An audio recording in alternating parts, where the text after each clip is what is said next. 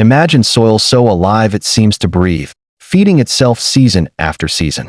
No chemicals, no burnout, just deep, dark richness that keeps giving back. In a quiet Amish field, a soil scientist stumbled on something unexpected: land that refused to wear out. No matter how long it was farmed, it wasn't magic. It was memory, methods passed down, ignored by modern agriculture. Today, we're uncovering the Amish soil approach that appears to defy depletion, why it works, and how you can apply the same principles in your own garden or farm. If you've ever watched your soil lose life year after year, this story might change how you grow forever. The scientist arrived expecting disappointment. Years of modern farming usually leave the same signature behind: pale soil, tired earth, ground that needs help just to hold a plant upright. But what he found stopped him cold. The field was dark, rich, soft enough to crumble in his hands. It smelled alive. For a moment, it didn't make sense.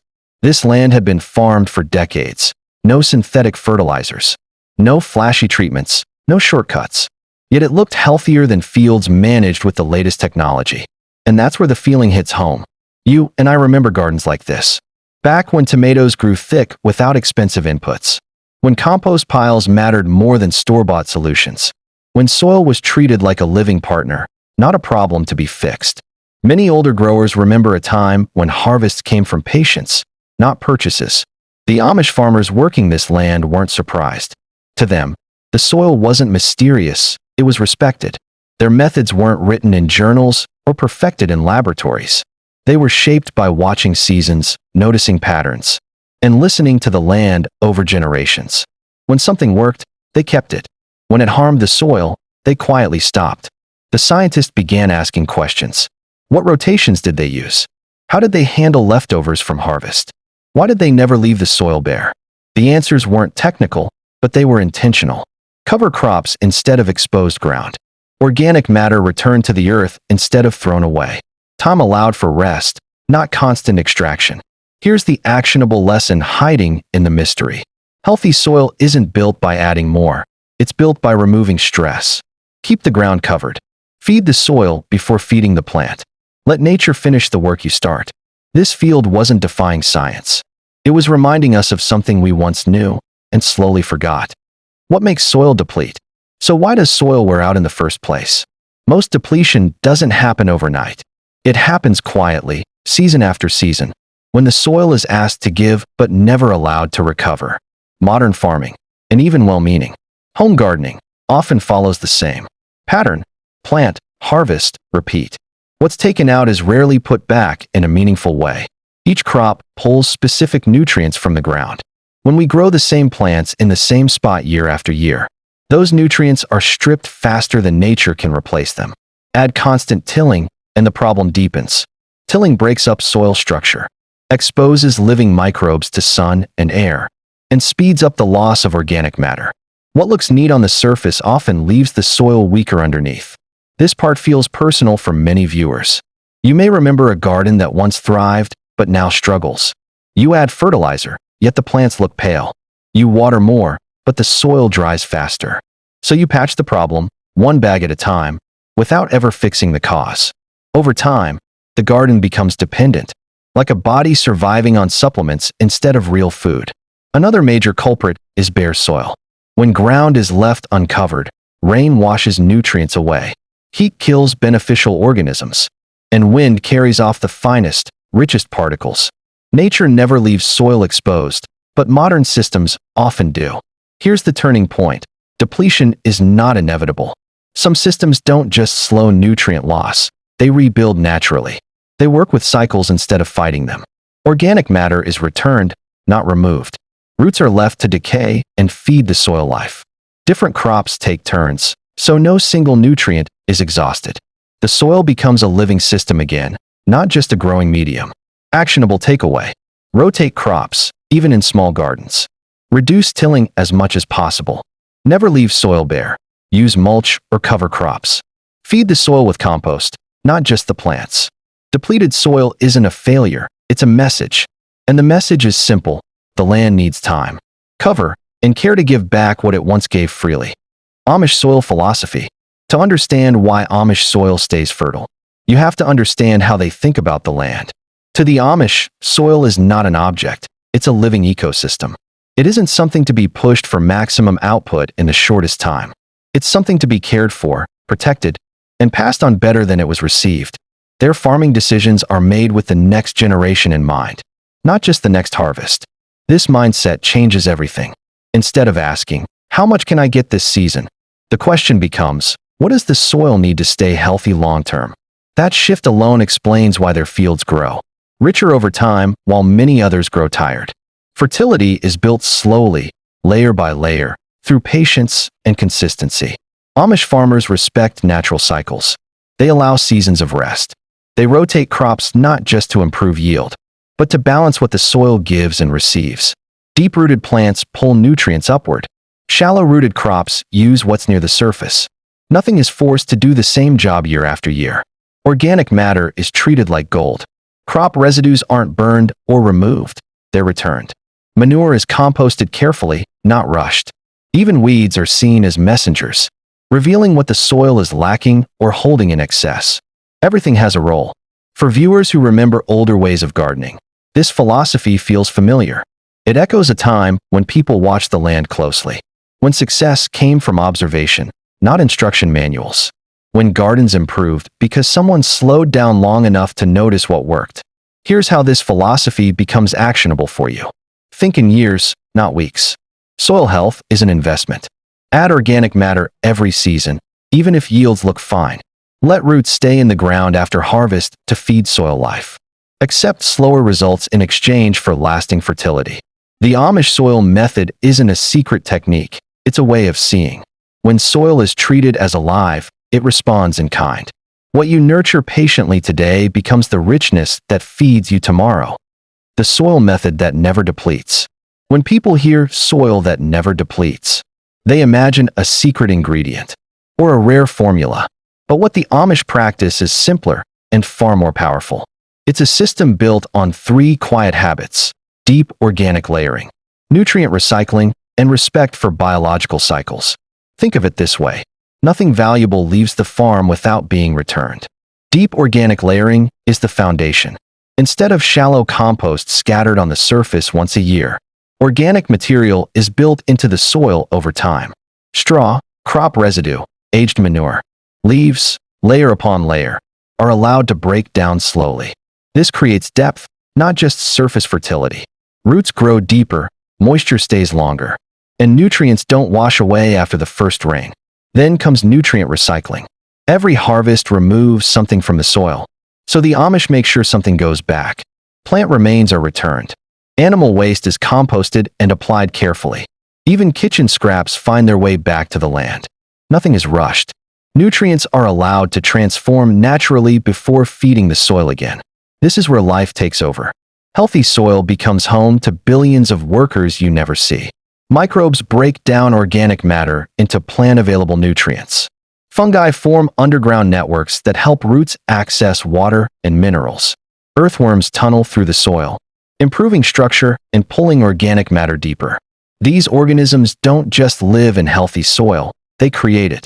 For many viewers, the idea feels familiar. It's like composting, but done with intention and passed down through families. Not a weekend project, but a way of life. Small actions repeated faithfully over decades. Here's how you can apply this method, even in a small garden. Add organic material every season, not just once a year. Layer mulch thickly and let it break down naturally. Compost slowly. Finished compost feeds soil life best. Avoid chemicals that harm microbes and earthworms. Let biology do the heavy lifting. This method doesn't fight nature. It partners with it. And when soil is allowed to live, it doesn't just sustain crops, it grows richer with time. Practical tips you can try. The beauty of Amish soil wisdom is that it doesn't ask you to start over. It asks you to slow down, look closer, and work with what you already have. Before you label your soil as bad, take a moment to observe it. Pick it up. Does it crumble or clump like dust? Is it dark or pale? Does it smell earthy or lifeless? These small details tell a story. Soil speaks quietly, but it's always honest. Many gardens struggle not because the soil is hopeless, but because no one stopped long enough to listen. One of the simplest home hacks is adding organic matter consistently. Compost. aged manure, leaf mold, and kitchen scraps all help rebuild soil structure and life. You don't need perfection. Even small additions, done regularly, begin to wake the soil up. Think of it like feeding a body real food instead of quick supplements. Rotation is another powerful tool. When the same crop grows in the same spot year after year, the soil gets unbalanced. Rotating crops gives nutrients, time to recover, and confuses pests that depend on predictability. Even in a small backyard garden, switching plant families from one season to the next can make a visible difference. Cover crops take this idea further. Instead of leaving soil bare, you grow something just to protect and feed it. Beans, peas, grasses, or even fast-growing greens keep roots in the ground, prevent erosion, and add organic matter when turned back in. It's one of the quiet secrets behind soil that improves instead of declines. Here's a complete, practical checklist you can start today. Observe your soil before changing it. Add compost or aged manure every season.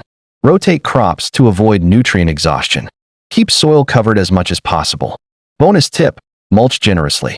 Straw, dry leaves, or grass clippings help retain moisture.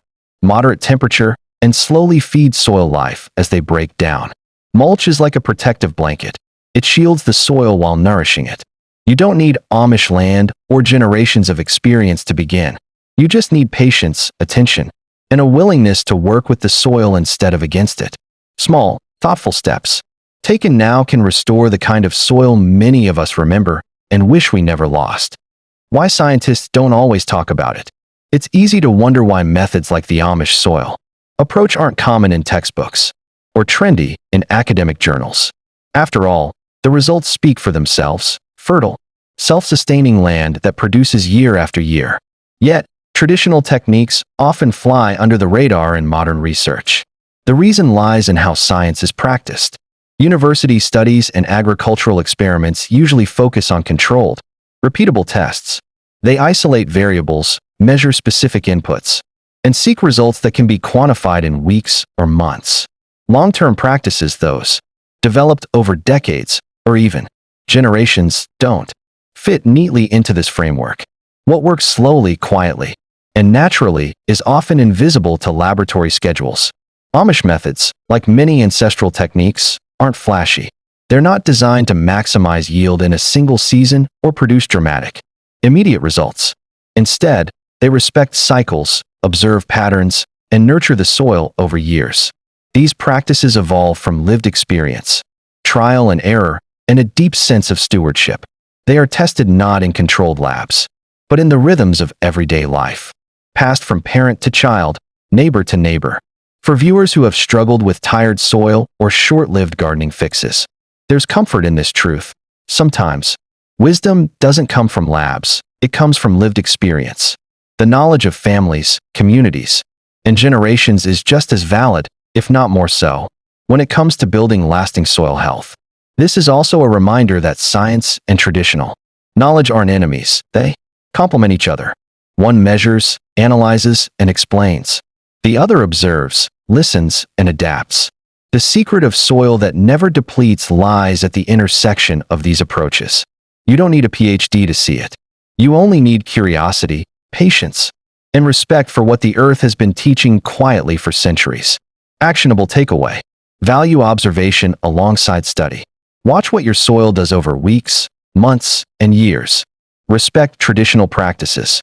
They're tested in ways science can't always measure.